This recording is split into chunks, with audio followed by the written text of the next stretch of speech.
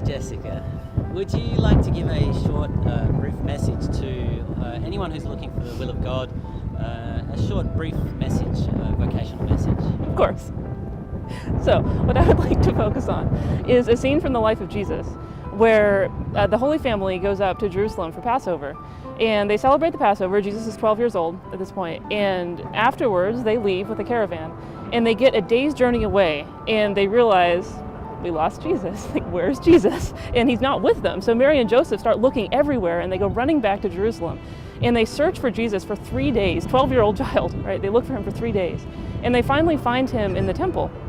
And he's amongst the doctors and the teachers in the temple. He's asking them questions. And they're amazed by his wisdom.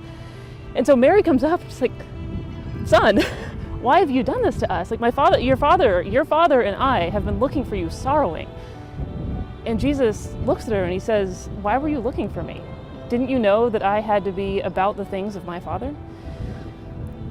And that scene, I think, is a huge key to having the spiritual freedom of heart that we need, that you need, in order to be able to run after the call of God.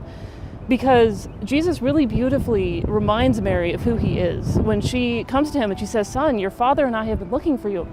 He says, no, my father knew exactly where I was. I have to be about his business. And that is something that I want to encourage you to really ponder and to really let sink into your heart, is that God is your Father. That you were not created for your parents. You were not created for your job. You were not created, even if you're called to marriage, you were not created for your husband or for your wife. You were created for God. And if we can learn to have that trust of heart in God as our Father who art in heaven, then we're going to be able to say, your will be done. And we're going to be able to follow that will with the kind of joy of heart, the kind of freedom of heart that we need. And the beautiful thing is that God knows the deepest desires of your heart because he's the one that put them there.